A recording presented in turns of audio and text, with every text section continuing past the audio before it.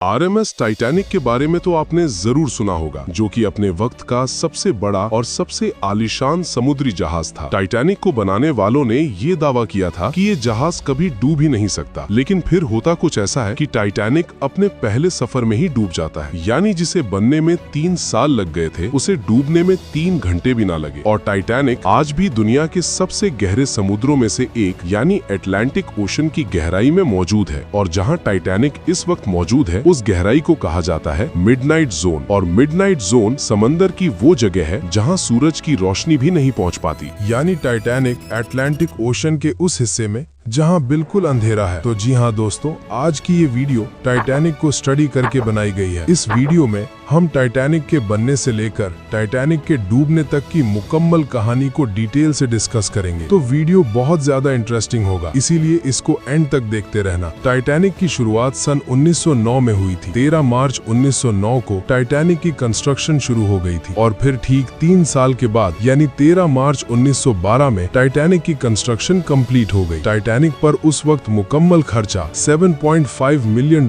आया था, जो कि आज 2023 में $300 मिलियन से भी ज्यादा बनता है। टाइटैनिक अपने वक्त का सबसे बड़ा और सबसे लग्जरियस समुद्री जहाज था और ये 1912 में इंसान के हाथ से बनाई गई सबसे बड़ी मूविंग ऑब्जेक्ट था। टाइटैनिक के साइज का अंदाजा आप इसके प्रोपेलर यानी इसके नीचे के पंखे से लगा सकते हैं। टाइटैनिक के नीचे 3 बड़े प्रोपेलर्स थे, जिनका साइज इंसान से भी 3 गुना ज्यादा था। अब एक पंखा इतना बड़ा हो सकता है, तो सोचो पूरा टाइटैनिक कितना बड़ा होगा। और दोस्तों, मजे की बात यह है कि जिस वक्त टाइटैनिक बना, उस वक्त कोई भी 3D डिजाइनिंग नहीं हुआ करती थी। यानी टाइटैनिक को इंसान ने अपने हाथों से बनाकर डिजाइन किया था। और एक अंदाजे के मुताबिक टाइटैनिक को बनाने में लगभग 15,000 वर्कर्स लग गए थे। अब ना जाने हजारों वर्कर्स की इतनी बड़ी कम्युनिटी को कंपनीज आखिर कैसे हैंडल कर लेती होंगी। दोस्तों, टाइटैनिक का पूरा नाम आरएमएस टाइटैनिक था, जिसको व्हाइट स्टार लाइन कंपनी ने बनाया था। तो आरएमएस टाइटैनिक उस वक्त का सबसे बड़ा समुद्री जहाज तो जरूर था, लेकिन दोस्तों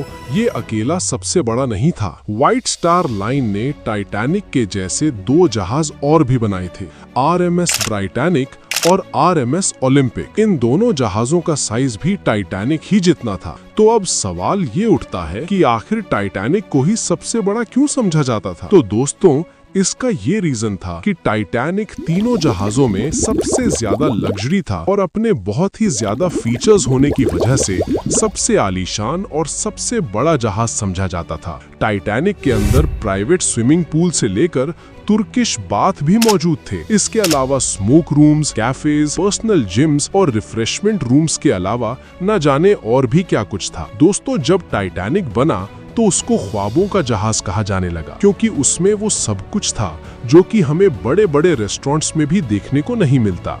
और जब टाइटैनिक बना तो बहुत से लोगों को टाइटैनिक पर सफर करने की एक्साइटमेंट होने लगी। सब लोग यही कोशिश कर रहे थे कि किसी तरह उन्हें टाइटैनिक का टिकट मिल जाए, लेकिन कोई भी ये नहीं जानता था कि वो टाइटैनिक का टिकट नहीं बल्कि अपने लिए मौत खरीद रहे हैं। सबको लगता था कि टाइटैनिक कभी डूब ही नहीं सकता, क्योंकि टाइटैनिक को बनाने वालों ने लोगों का यकीन जीतने के लिए ये दावे करना शुरू कर दिए थे कि टाइटैनिक अनसिंकेबल है, यानी ये कभी डूब ही नहीं सकता। और व्हाइट स्टार लाइन के इन्हीं दावों की वजह से लोगों ने धड़ाधड़ टाइटैनिक के टिकट्स खरीदना शुरू कर दी।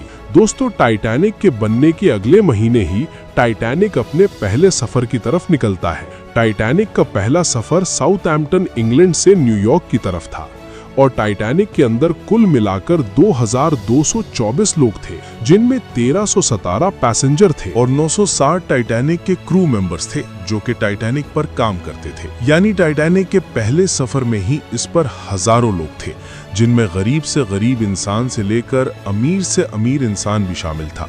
और उन सब लोगों को 3 क्लासेस में डिवाइड किया गया था, फर्स्ट क्लास, सेकंड क्लास और थर्ड क्लास। यानी टाइटैनिक पर जो सबसे कम दर्जे के लोग थे या फिर जिन्होंने सबसे सस्ता टिकट खरीदा था, उन्हें थर्ड क्लास पैसेंजर्स कहा जाता था। इसी तरह सेकंड क्लास पैसेंजर्स वो लोग थे जिन्होंने थोड़ा महंगा वाला टिकट लिया था और जो बहुत ही रईस घरानों से थे, यानी जिन्होंने सबसे महंगा वाला टिकट खरीदा था, उन्हें कहा जाता था फर्स्ट क्लास पैसेंजर्स। और जो जितना महंगा टिकट खरीदता था उसे उतना ही ज्यादा प्रोटोकॉल दिया जाता था। जैसे कि दोस्तों, टाइटैनिक पर 300 के आसपास फर्स्ट क्लास मेंबर्स थे, तो उन सभी फर्स्ट क्लास मेंबर्स के रूम्स में एक अलग से टर्किश बाथ का इंतजाम था।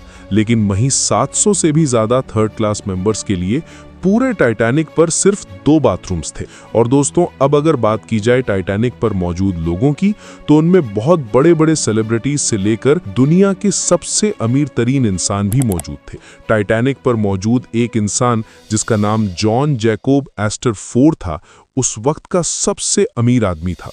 उसके पास उस वक्त $150 मिलियन थे, जो कि आज के जमाने में $3.5 बिलियन से भी ज्यादा बनते हैं। तो भले ही वो आदमी उस वक्त का सबसे अमीर इंसान था, लेकिन वो भी टाइटैनिक के साथ ही पानी में डूबकर मर गया। और दोस्तों, टाइटैनिक पर 12 कुत्ते थे, जिनमें से सिर्फ 3 कुत्ते ही बचे थे। और जब टाइटैनिक का सफर शुरू हुआ तो 4 दिन तक तो सफर बहुत ही अच्छा गुजरा, लेकिन 5वीं रात टाइटैनिक की आखिरी रात थी। रात के ठीक 11:30 बजे का वक्त था कि टाइटैनिक के पहरेदार को एक बहुत ही बड़ा आइसबर्ग दिखाई देता है।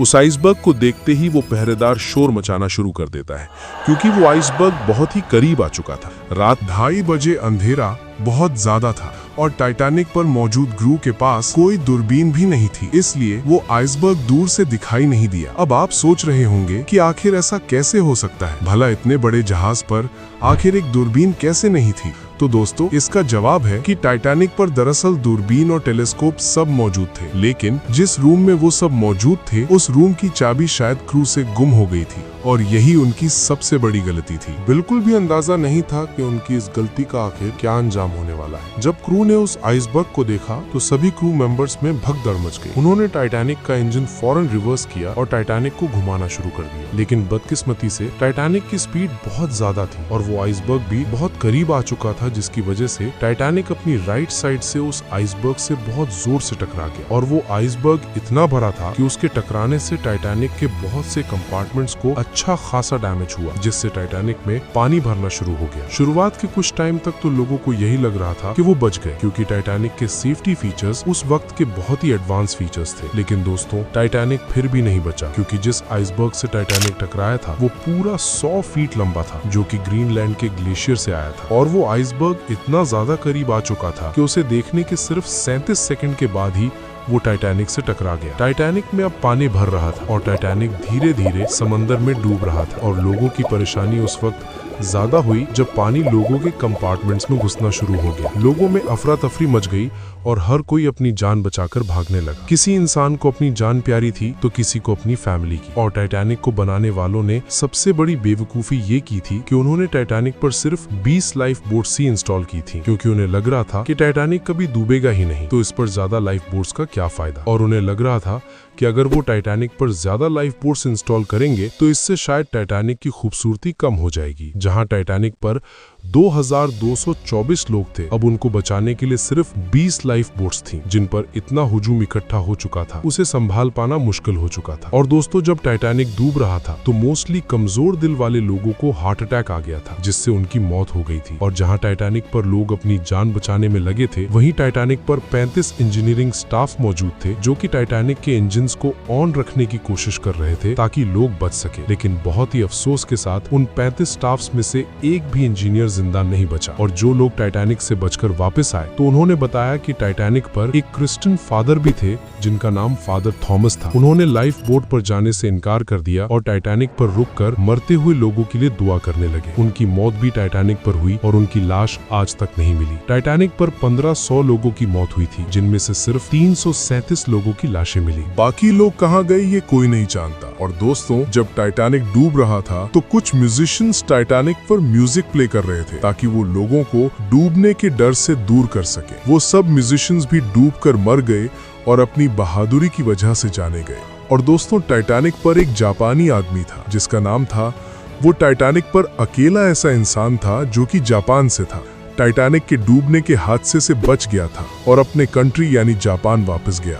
लेकिन जैसे ही वो जापान वापस गया तो जापान के लोगों ने उसे जलील करना शुरू कर दिया। उन्होंने बोला कि जब इतने लोग मर गए तो ये वापस क्यों आया, इसे भी उन लोगों के साथ ही मरना चाहिए था। जापान के रूल्स के मुताबिक उसने बहुत ही शर्मनाक काम किया था और उस पर पेपर्स भी पब्लिश किए गए जिनमें उसे बेशर्म करार दिया गया और फिर सारी जिंदगी मैसा भूमि और उसकी फैमिली को लोगों के सामने शर्मनाक होना पड़ा। अब पता नहीं जापान में ये कैसा अजीब सा रूल। और दोस्तों, टाइटैनिक पर एक कपल भी था जिसकी स्टोरी बहुत ही इंटरेस्टिंग है। दोस्तों, इसिडोर नाम का एक बिजनेसमैन था जिसको लाइफ बोट पर बैठने को बोला गया, लेकिन इसिडोर ने लाइफ बोट पर बैठने से ये कहकर इनकार कर दिया कि जब तक टाइटैनिक पर मौजूद सारी औरतों और बच्चों को नहीं बचा लोगे तब तक मैं लाइफ बोट पर नहीं बैठूंगा। आइसिडोर की बीवी आइडा स्टेरस उससे बहुत ज्यादा प्यार करती थी। आइडिया ने बोला कि मैंने अपनी जिंदगी के बहुत से साल अपने शौहर के साथ गुजारे हैं, तो मैं अपने शौहर को यहाँ अकेला नहीं छोड़ सकती। तो आइडा ने अपने हस्बैंड के साथ रहने का फैसला किया और वो दोनों मियाँ बीवी